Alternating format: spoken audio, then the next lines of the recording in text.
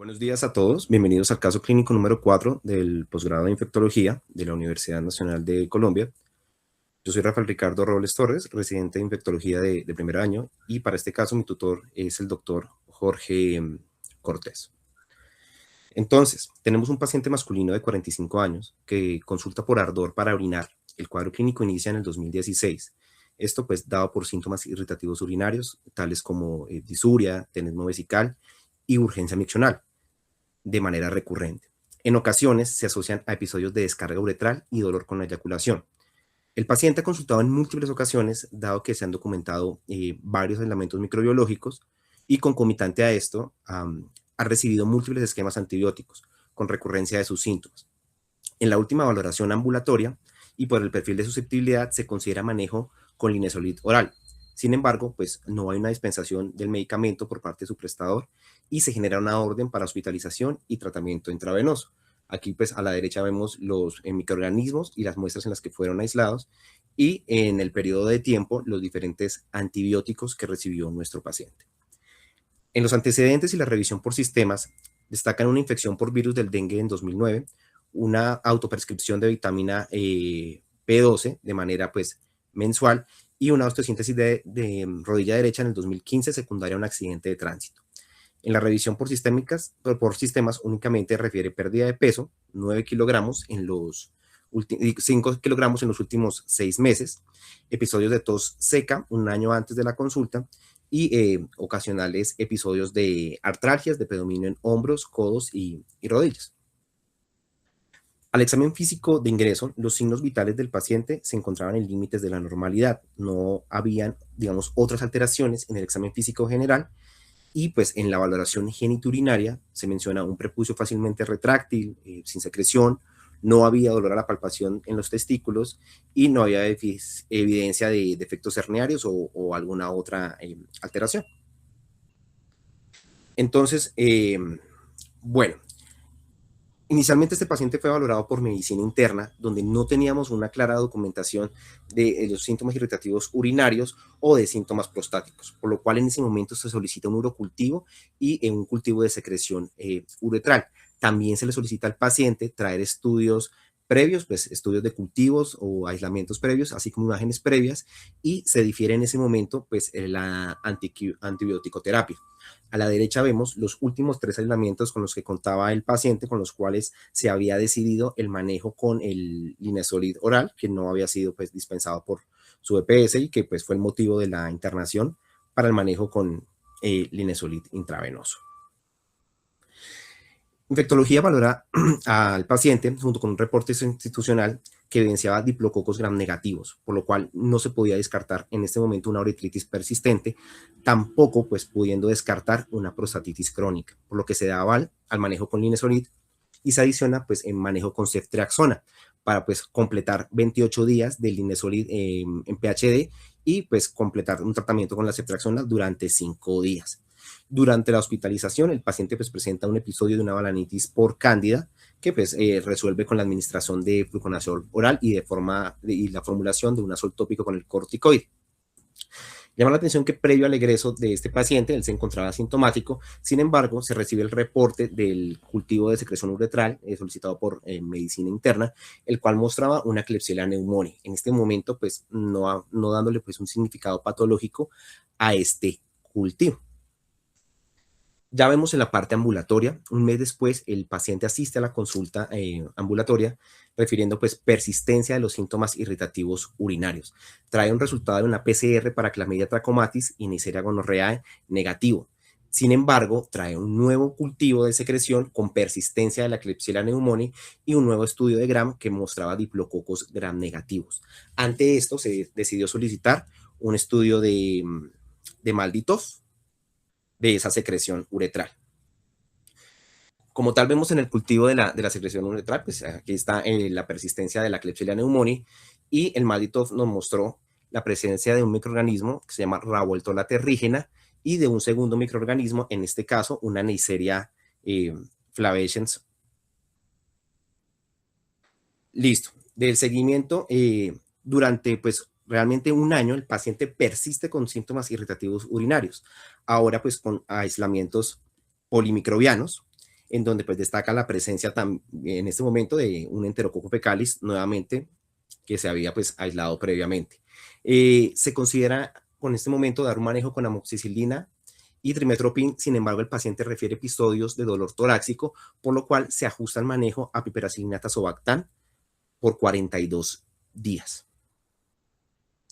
En los siguientes controles persiste en los cultivos de semen con Enterococcus fecalis, por lo cual se considera administrar nuevamente esquemas con fosfomicina. Sin embargo, con persistencia de este microorganismo, trae reportes de una resonancia nuclear magnética de pelvis que muestra imágenes con intensidad heterogénea sugestiva de una prostatitis, y finalmente se decide un manejo intravenoso con daptomicina y levofloxacina de manera pues intrahospitalaria. Después de este manejo, el paciente pues presenta una mejoría de sus síntomas, negativización de los cultivos, y se da el alta pues por parte de infectología. Entonces, el tema del que vamos a hablar es prostatitis bacteriana aguda y crónica. Como tal, consideramos una prostatitis a cualquier inflamación infecciosa o no de la próstata. Los estudios pues, han mostrado que hasta un 10% de los pacientes pueden llegar a tener un episodio a lo largo de su vida. Otras estimaciones muestran que 1 de cada 6 hombres tuvo o tendrá un episodio de prostatitis. Digamos, es importante que el Instituto Nacional de los Estados Unidos lo divide en 4 categorías, como son la prostatitis bacteriana aguda, la prostatitis bacteriana crónica, el síndrome de dolor pélvico y la prostatitis inflamatoria sintomática. Esta última, pues muchas veces se considera o es un hallazgo incidental. Y bien, desde hace mucho tiempo esta entidad es reconocida, pero digamos carece de unos criterios diagnósticos claros. Los estudios son muy heterogéneos, por lo cual muchas veces no son aplicables. Los datos han mostrado que hasta un 10% de los hombres en algún momento de su vida tienen o refieren síntomas que podrían considerarse como un episodio de prostatitis. La mayoría de los casos suceden en personas mayores de 65 años, y algunas series nos han mostrado pues, que puede haber una media de edad sobre los 48 años.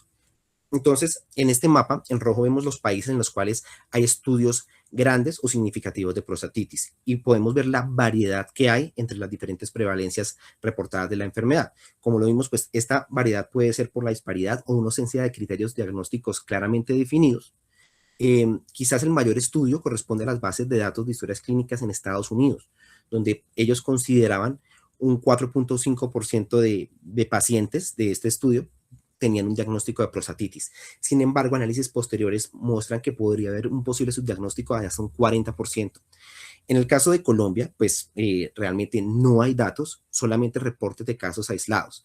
En este mapa, la parte verde corresponde a un estudio multicéntrico que observó en algunos países de Latinoamérica una prevalencia aproximada del 20%, pues para cualquiera de los 2 tipos de prostatitis bacteriana aguda o prostatitis bacteriana crónica.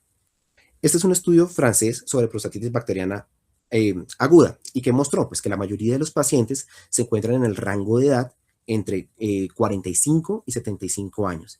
Y vemos pues, que puede haber una edad media aproximadamente a los 60 años, que llama la atención como varios de estos pacientes han referido haber tenido episodios previos de infecciones urinarias, lo cual apoyaría pues, un diagnóstico también de que los pacientes pudieran tener una sobrelapación sobre una prostatitis crónica. Entonces, ahora bien, ¿cuál es el perfil de los microorganismos aislados? Los patógenos como tal van a reflejar los causantes habituales de infección de vías urinarias. Para el caso de la prostatitis bacteriana aguda, hasta el 50% de los casos corresponden a Escherichia coli. Sin embargo, para prostatitis bacteriana crónica, vemos como hay un aumento de los casos hacia Enterococcus fecalis. En jóvenes siempre es importante las infecciones de transmisión sexual. Y pues como vamos a ver, la resistencia cada vez supone un problema más a esta patología. Entonces, para este estudio, ellos recogieron muestras de diversos países, de 7 países, y se determinó cuál era el comportamiento de los aislamientos. Para prostatitis bacteriana aguda, la mayoría de los casos, como vemos acá, corresponden a E. coli, siendo importante también otros patógenos como Klebsiella pneumoniae y en menor proporción otros patógenos como Enterococcus fecalis.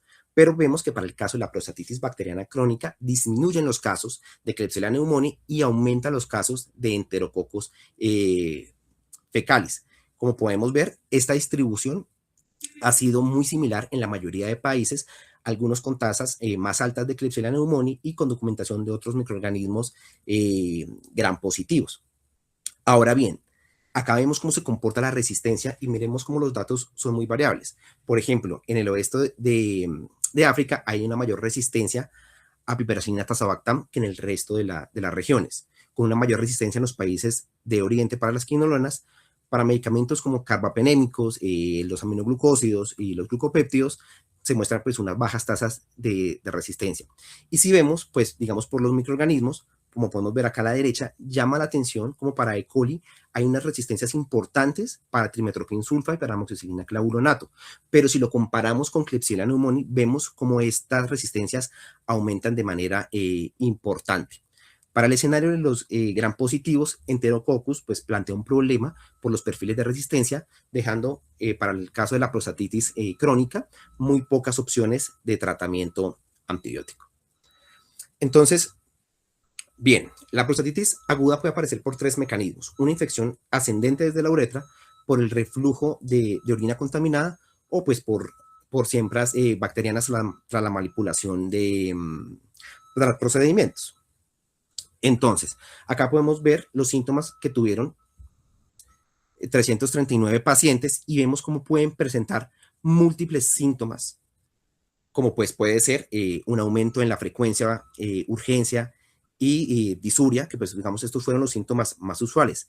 También es importante pues que para el caso de la prostatitis bacteriana aguda los síntomas se presentan de una manera, podemos ver síntomas sistémicos, otros síntomas más inespecíficos como pues dolor suprapúbico, pero miren, y llama la atención que hasta un 14% de estos pacientes presentan como uno de los síntomas de la prostatitis una descarga uretral, con lo cual pues esto es un síntoma que debemos tener en cuenta.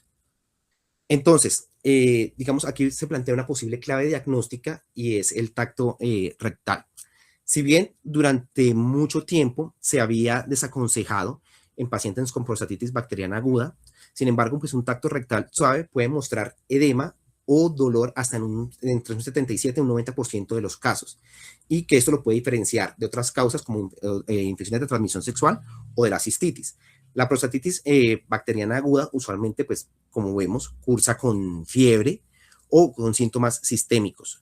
Los estudios que han mostrado pues que realmente la medición del antígeno prostático no aporta para el diagnóstico de prostatitis, dado que pues puede estar en múltiples condiciones concomitantemente.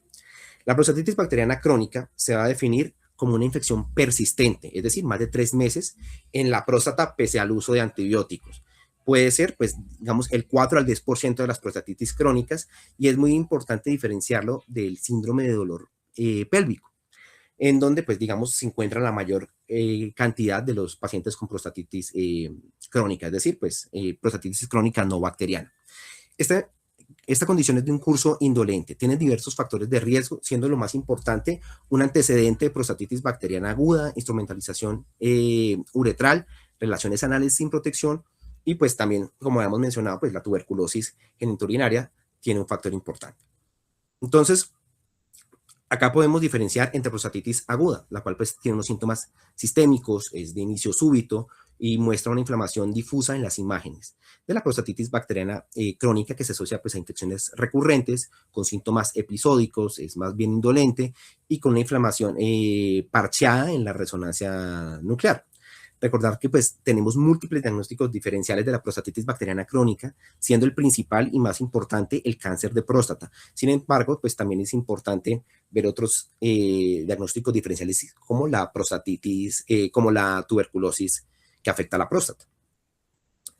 Las imágenes juegan un rol importante en el diagnóstico de la prostatitis aguda. Si bien, digamos, hay un gran porcentaje de pacientes que pueden llegar a tener un diagnóstico erróneo, como les había comentado, el principal diagnóstico diferencial es el cáncer de próstata. Para esto, pues, fue que existe el sistema PIRATS, que pues trata de diferenciar qué pacientes se aproximan más al cáncer de próstata o qué pacientes van más hacia la prostatitis. En la resonancia, usualmente uno ve un compromiso de la zona periférica con una señal baja en T2 y un realce parchado como con lesiones en cuña, como vemos en las imágenes de la izquierda.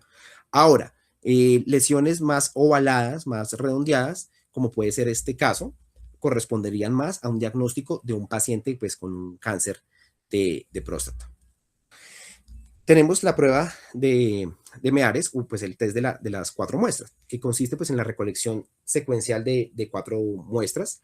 Hay primero pues una orina inicial, donde se van a tomar los primeros 10 mililitros. Esto pues va a representar la flora de la uretra.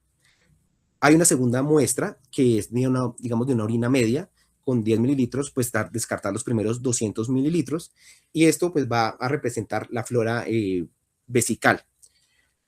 Ahora tenemos una tercera que corresponde a secreciones prostáticas obtenidas pues tras el masaje prostático, y tenemos una orina postmasaje prostático que pues digamos esto va a recoger las bacterias o los leucocitos liberados desde la próstata.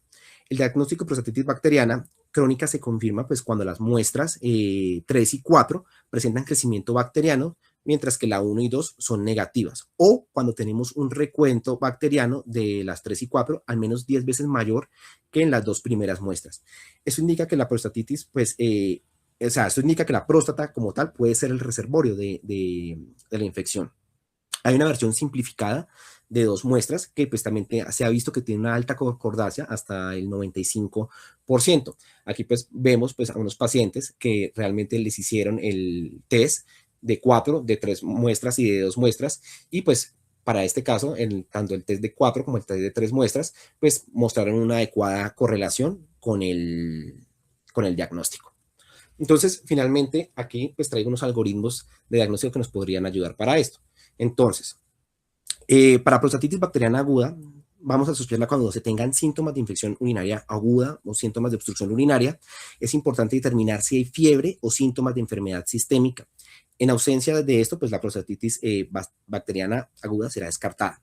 Ahora, en el caso que estos estén presentes, se debe realizar una historia clínica detallada, incluyendo un tacto rectal breve y suave, y en caso de, pues, de que haya sensibilidad prostática o imágenes que nos muestren un absceso prostático, se confirma el diagnóstico de prostatitis bacteriana aguda.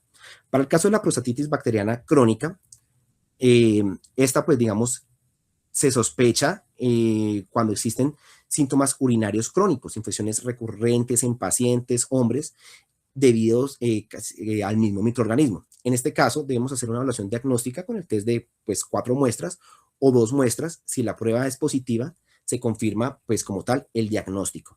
En el caso de que la prueba pues no sea positiva, pero haya piuria, vamos a tener una posible prostatitis bacteriana crónica y pues se consideran antibióticos según la decisión compartida con el paciente. Y si la prueba es negativa y pues no hay piuria, realmente una prostatitis bacteriana crónica es poco probable y pues se debe considerar otras evaluaciones por parte de urología. Ahora bien, existe un diagnóstico diferencial importante y es la uretritis. Usualmente la uretritis se considera pues como gonocóxica y no gonocóxica, aunque pues hay causas no infecciosas de uretritis. El término uretritis crónica no es muy considerado en la literatura, se prefiere usar persistente o recurrente, y vemos que hasta el 50% de los pacientes pueden cursar con disuria, pero digamos aquí está una de las claves, y es que en los pacientes con uretritis la descarga uretral puede estar hasta en el 80%, y pues generalmente va a ser las características de esta pues van a ser mucopurulentas o diferentes a las que se ha reportado pues para los pacientes que pueden llegar a tener prostatitis. Se han comentado casos anecdóticos de prostatitis secundarias a microorganismos que causan uretritis, y esto es importante. En caso de falla terapéutica, lo primero es descartar resistencia u otro microorganismo que esté causando el cuadro antes de pensar en una persistencia. Para el caso de la uretritis, sí se tienen datos de Colombia, esto es el Instituto Nacional de Salud, siendo pues digamos los departamentos más afectados, Bogotá y Antioquia, quizás pues porque es donde se hace mayor registro. Hay un pico de edad entre adultos jóvenes, y pues realmente por el momento el ministerio hace las mismas recomendaciones sobre las pruebas que tenemos sobre el GRAM y los cultivos. Si bien, pues como vamos a ver, el GRAM y el cultivo pueden ser pruebas que alcanzan una buena sensibilidad y una buena especificidad, son ampliamente superadas, pues digamos, por las pruebas moleculares. Las pruebas de amplificación de ácidos nucleicos son actualmente el gold estándar, dado que permiten confirmar la presencia de clamidia y neisseria en múltiples muestras biológicas, pues como semen o secreción uretral. Se ha visto una sensibilidad y especificidad cercana al 100%. Por eso en las guías por infecciones de transmisión sexual del CDC del 2015 fueron incluidas. También vemos que existen PCRs múltiples que pueden detectar diversos microorganismos. Estos estudios pues, van a variar según la marca y se detectan pues, únicamente clamidia y neisseria o detectan otros microorganismos. Como podemos ver, pues también tienen una buena sensibilidad y especificidad y igualmente. ¿Listo? Entonces, aquí tenemos un diagrama que es algo largo, pero pues es adaptado gracias a la inteligencia artificial, que nos muestra que para el diagnóstico inicialmente nos apoyamos en la presencia o no de diplococos gram negativos. Si tenemos diplococos gram negativos, es muy probable que estemos ante una uretritis gonocóxica, por lo cual pues debemos realizar el manejo correspondiente. Si no es una uretritis gonocóxica, uno da manejo sindromático. En ambos escenarios siempre se recomienda prueba de amplificación y pues tratar a los posibles contactos. Los resultados de la PCR como tal van a estar indicados si hay una falla terapéutica, persistencia de los síntomas, siendo pues digamos lo más importante la detección de Mycoplasma genitalium. En este caso, si hay detección de Mycoplasma genitalium, el tratamiento pues puede ser con tetraciclinas, con macrólidos en cursos más prolongados o pues considerarse medicamentos como la moxifloxacina. Antes se consideraba pues que el semen era un fluido estéril. Sin embargo, pues diagnóstico molecular como el NGS ha demostrado que en el semen alberga diversidad de bacterias. Muchas de ellas pues no son cultivables. Es importante que este ADN bacteriano no siempre pues, nos va a hablar de infección y tiene un papel fundamental en entender los aislamientos que encontramos y que tanto pues vamos a considerar colonización o pues que tanto pues podemos considerar realmente como agentes que producen una infección. Aquí se realizó secuenciación de última generación y para el caso H, como podemos ver, se considera que esto era un fenotipo en el que se miraban pacientes que el semen tenía una mayor viscosidad. ¿Qué se vio? Que había aumento de unos microorganismos como bacterias como Prebotella y vemos una menor cantidad de lactobacillus que eran, pues digamos, en otras muestras usualmente lo que veíamos del semen, viendo pues de que van a existir microorganismos que tienen un potencial efecto benéfico, como pues son los lactobacilos principalmente, y microorganismos que pueden tener un efecto deleterio, como puede ser la Neisseria, la Klebsiella, Prebotella, Escherichia coli, entre otros. Entonces, para el tratamiento hay que hacer las siguientes consideraciones. Inicialmente hay que ver que la primera es que la próstata tiene un lecho capilar no fenestrado, por lo cual solo fármacos liposolubles lo van a atravesar fácilmente. Y lo otro es que las diferencias que se pueden observar, dada la disparidad del pH entre el plasma y las secreciones prostática. Aquí se mencionan, pues digamos, las características que debe tener un buen medicamento para la próstata, como puede ser la liposolubilidad, un bajo grado de unión a proteínas, un pKa favorable, un grado, pues también ver cómo en ese momento cuál es el grado de la inflamación de la próstata y el pH de la próstata. En esta tabla se enumeran las diferentes concentraciones de los medicamentos en la próstata. Como tal, vemos que el único que está aprobado por la FDA es la ciprofloxacina para la prostatitis bacteriana crónica. De lo anterior, pues viene esta pirámide de decisión en donde tenemos siempre como primera opción a las quinolonas, también siendo útil el trimetoprim, la doxiciclina y otros medicamentos, pues como la fosfomicina. En un nivel, digamos, anterior están los macrólidos, la clindamicina, la rifampicina y el linezolid, quizás opciones que pueden funcionar en una próstata inflamada o cuando hay resistencia a los anteriores.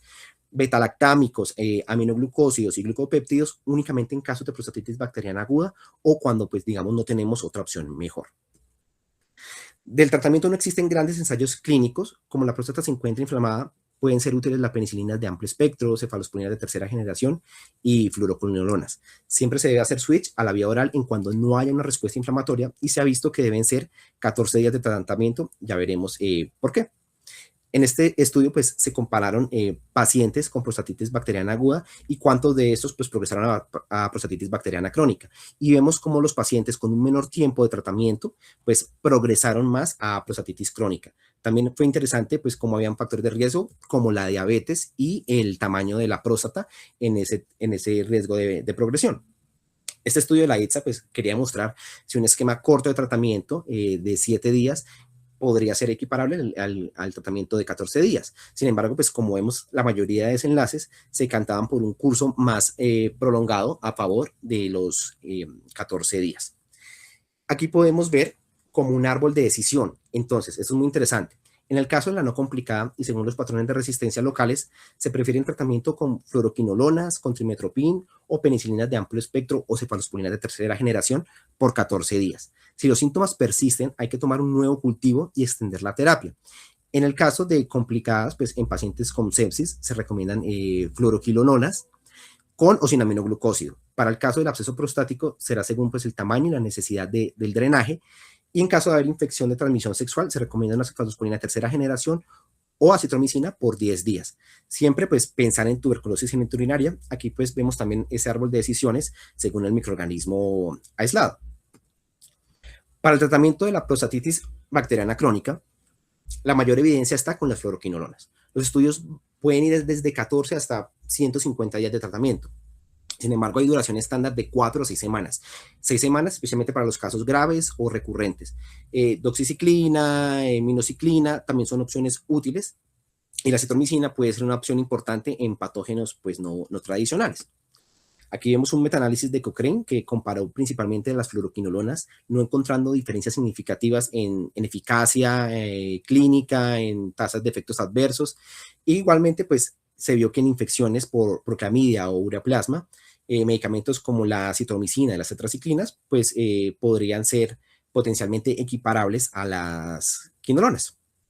Y este es un estudio del 2023 titulado pues cómo manejar la prostatitis bacteriana. Se propone un algoritmo de manejo basado en la resistencia, inicialmente las quinolonas, al trimetoprim o a los macrólidos, estableciendo pues posibles pautas de manejo. Llama la atención pues cómo la prostatitis por clamidia puede llegar a tener un menor tiempo de tratamiento y cómo pues pacientes con algún grado de resistencia, uno pues podría decantarse por tratamientos de 6 semanas. Ahora bien, sobre la fosfomicina, los estudios muestran que fosfomicina alcanza concentraciones terapéuticas en el tejido prostático, aun si la próstata no se encuentra inflamada. En promedio, se ve que tiene una relación próstata-plasma de 0.67, siendo adecuada desde 0.3. Los niveles intraprostáticos son óptimos y podría, digamos, tener eficacia en muchos escenarios. Se ha demostrado que pues, uno de los escenarios más importantes pueden ser aquellas prostatitis por microorganismos con algún grado de resistencia. Aquí pues vemos como dos publicaciones, vemos como fosfomicina alcanza concentraciones muy similares en la próstata y el plasma y estas concentraciones se mantienen en el tiempo. Ahora bien, las concentraciones de fosfomicina son estables tanto en la zona de transición como en la zona media y en la zona periférica y pues muchas veces se mantiene el ratio de próstata-plasma mayor a 0.3, por lo cual pues es un muy buen medicamento. Y este, pues, es un árbol de decisión sobre prostatitis crónica. Si estamos ante gram positivos, se considera, pues, un manejo con linezolid, mosifloxacino o la terapia dirigida. En el caso de gram negativos, se prefieren las quinolonas, con, pues, una menor evidencia para otros medicamentos como los macrólidos y las tetraciclinas. En el caso de que exista una falla terapéutica, se puede considerar una terapia siempre, se puede considerar una terapia combinada. Y vemos cómo en el caso de resistencia, la fosfomicina es una opción razonable. En caso de tener microorganismos atípicos, la citromicina y la levofloxacina son buenas opciones. Y finalmente, pues, para bacterias que producen biofilm, la fosfomicina y las tetraciclinas pues, podrían ser unas buenas opciones, haciendo las consideraciones de 4 a 6 semanas que ya previamente pues, comentamos. Realmente, pues esto es un metaanálisis muy cortico, mostró a 11.000 pacientes aproximadamente con prostatitis crónica que pues van a presentar mayores desenlaces complicados como pues disfunción sexual y eyaculación precoz, pues por eso es importante dar un tratamiento efectivo. Ahora, de otros manejos, pues se ha visto que para casos refractarios la prostatectomía puede ser una opción, esto pues para pacientes muy bien seleccionados. No hay evidencia clara sobre el beneficio de la profilaxis, si bien podría aliviar los síntomas, puede contribuir a otros fenómenos como resistencia. Hay productos herbales con una evidencia limitada y se ha visto pues un potencial beneficio de la terapia, pues como habíamos comentado, con lactobacilos. A manera de conclusiones, la prostatitis es una entidad con un alto subdiagnóstico. En prostatitis bacteriana aguda priman las enterobacterias. En prostatitis bacteriana crónica tiene mayor papel los gram positivos como Enterococcus fecalis. Para el diagnóstico pueden ser útiles el tacto rectal o estudios de varias muestras. En caso de presentar descarga uretral, se deben siempre excluir infecciones de transmisión sexual. Las quinolonas pues, son la piedra angular del tratamiento y fosfomicina es un antibiótico prometedor. Bueno, entonces en 2 minuticos que quedan, vamos a hablar pues, del rincón de los microbios, donde pues tenemos Enterococcus faecalis, es un coco gram positivo, facultativamente anaerobio, históricamente ha sido reconocido pues como un comensal del tracto gastrointestinal en humanos y animales. Las primeras descripciones fueron hacia 1889 por Tiercelin, quien hace la primera descripción. Sin embargo, pues Macallum descubre el Micrococcus zymógenes, que de aislamientos de endocarditis, que después en el paso del tiempo, este es Micrococcus zymógenes, va a ser el Enterococcus faecalis. Andrews, pues unos años después, lo denomina Streptococcus faecalis. Es importante que Lancefield lo divide en el 33 por el Streptococcus del grupo D, y finalmente en 1984 se considera como Enterococcus faecalis. Aquí pues podemos ver la clasificación, donde pues se caracterizan por no presentar una hemólisis. ¿Qué características pueden tener? Que hay resistencia a la bilis, hidrólisis de escualina, crece en solución salina al 6.5%, y hay actividad de la enzima piridonil arilamidasa. La resistencia antimicrobiana usualmente está dada por genes como el BAN-A, el BAN-B, el TET-M, el EFR, etc.